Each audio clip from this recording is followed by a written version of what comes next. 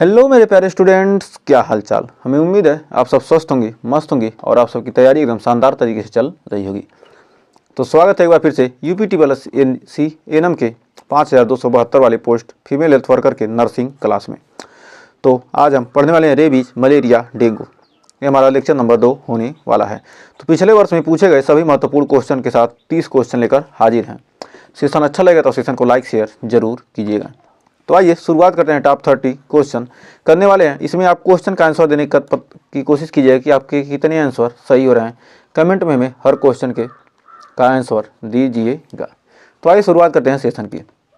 तो कह रहा है रेबीज वायरस किस प्रकार का आरएनए वायरस है। डबल स्ट्रेचेज आरएनए या single stranded positive sense RNA या single stranded negative sense RNA या डबल स्ट्रेटेड डीएनए। तो हमारा इसका राइट आंसर आप कमेंट बॉक्स में दीजिएगा। रेबीज वायरस किस प्रकार का आरएनए वायरस है। तो किस प्रकार का आरएनए वायरस है, तो हमारा right answer option number C, single stranded negative sense RNA. Next कह रहा है मलेरिया परजीवी का प्राथमिक होस्ट कौन होता है। जो हमारा मलेरिया परजीवी है उसका प्राथमिक होस्ट कौन होता है। मानव, सुअर, मच्छर, चूहा। तो मलेरिया का जो हमारा प्राथमिक होस्ट होता है वह होता है क्या, हमारा ऑप्शन नंबर सी, मच्छर, मॉस्किटो।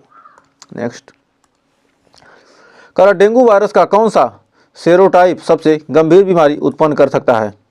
DEN-V1 या DEN-V2, DEN-V3 या DEN-V4।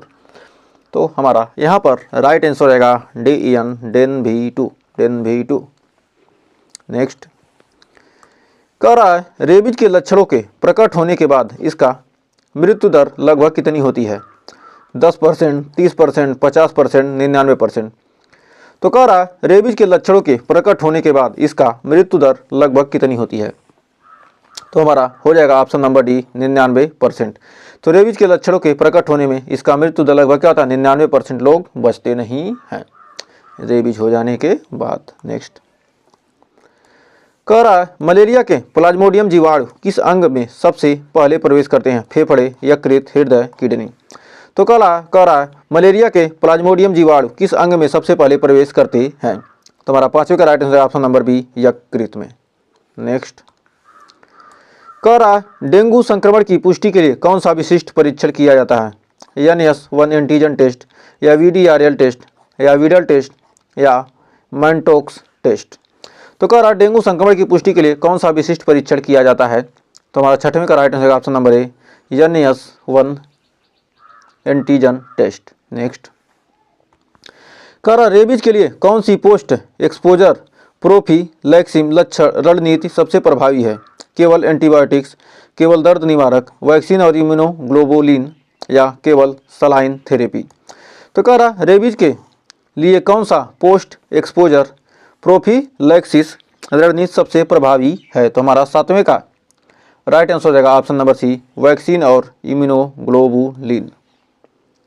नेक्स्ट कह रहा मलेरिया के लिए WHO द्वारा अनुशंसित प्रथम पंक्ति उपचार कौन सा है। डॉक्सीसाइक्लिन या आर्टिमिसिनिन आधारित संयोजन थेरेपी या एमोक्सिलिन या सिप्रोफ्लोक्सासिन। तो कह रहा मलेरिया के लिए WHO द्वारा अनुशंसित प्रथम पंक्ति उपचार कौन सा है। तो हमारा राइट आंसर रहेगा ऑप्शन नंबर बी, आर्टिमिसिनिन आधारित संयोजन थेरेपी यानी ACT। नेक्स्ट कह रहा डेंगू का प्रमुख वाहक कौन सा मच्छर होता है। एनाफिलीज, क्यूलेक्स या एडीज एजिप्टी या मैंसोनिया। तो हमारा कह रहा क्या डेंगू का प्रमुख वाहक मच्छर कौन सा होता है। Aedes aegypti.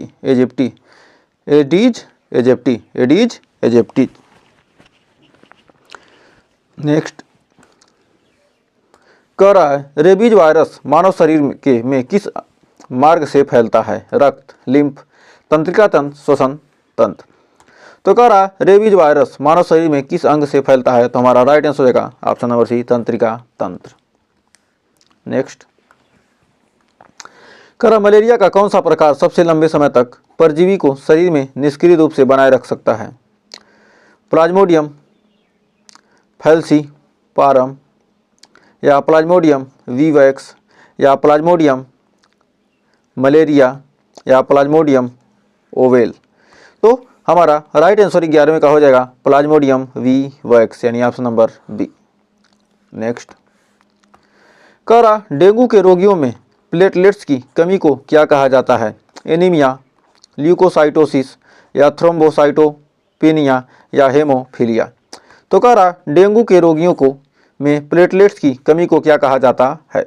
तो हमारा 12वें का right answer option number C, thrombocytopenia. Next, कह रहा रेबीज वायरस किस प्रकार के जानवरों में प्राकृतिक रूप से पाया जाता है? मछलियां, पक्षी, स्तनधारी, उभयचर।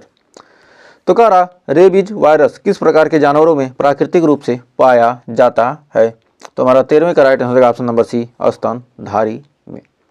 तो रेबीज वायरस किस प्रकार के जानवरों में पाया जाता है? स्तनधारियों में पाया जाता है। नेक्स्ट, कह रहा मलेरिया के निदान में कौन सा परीक्षण सबसे आमतौर पर प्रयोग किया जाता है? ELISA, peripheral blood smear, MRI, PCR।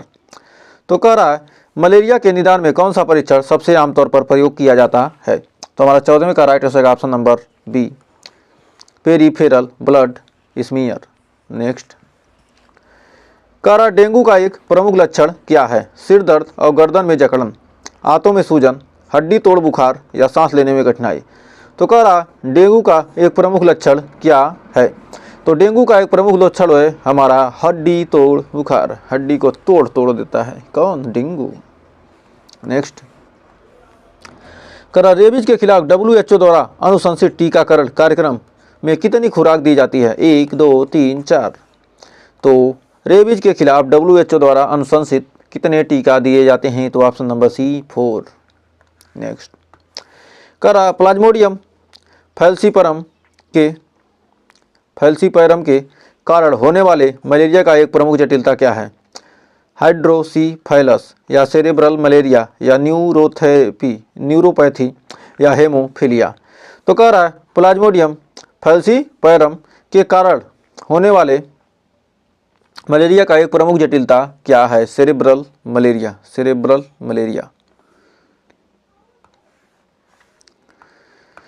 तो देखिए अगला क्या कर रहा है, डेंगू बुखार का दूसरा नाम क्या है?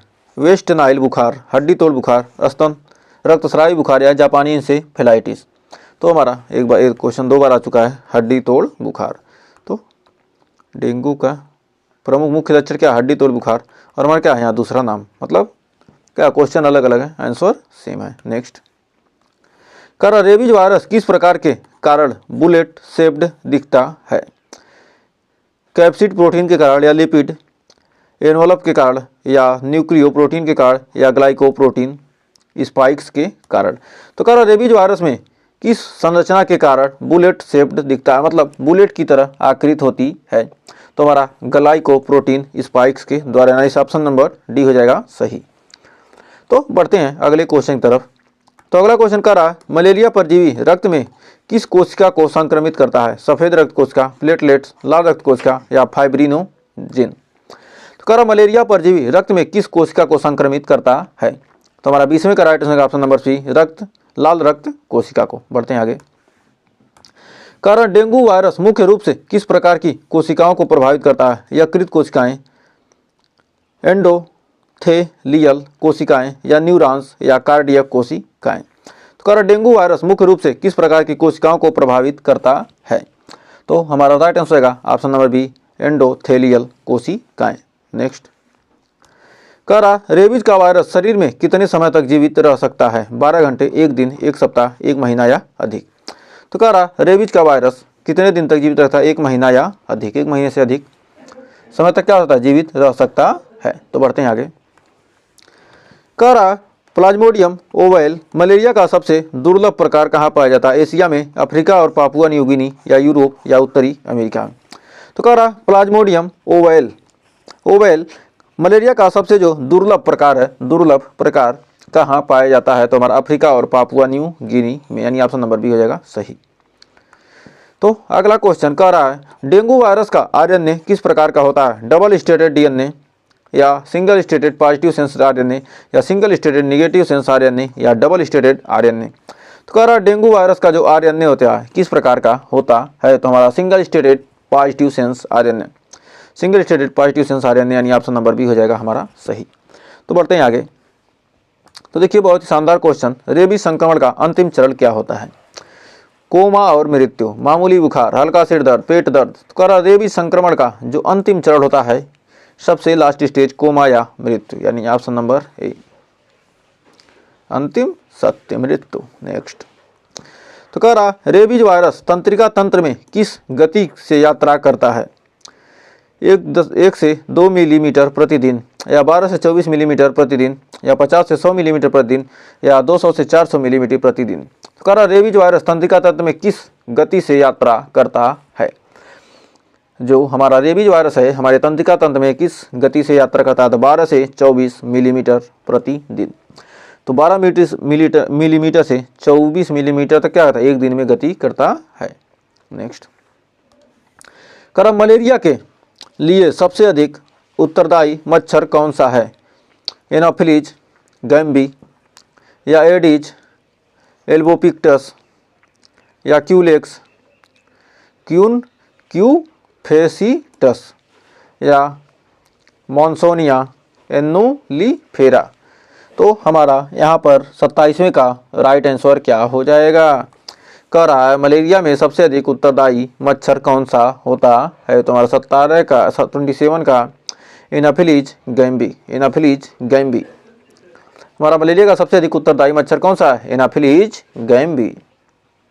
नेक्स्ट, कह रहा डेंगू वायरस का दोबारा संक्रमण किस जटिलता का कारण बन सकता है? न्यूरोफाइब्रोमेटोसिस, या डेंगू शॉक सिंड्रोम, या ब्रोंकाइटिस, या एनाफिलियासिस।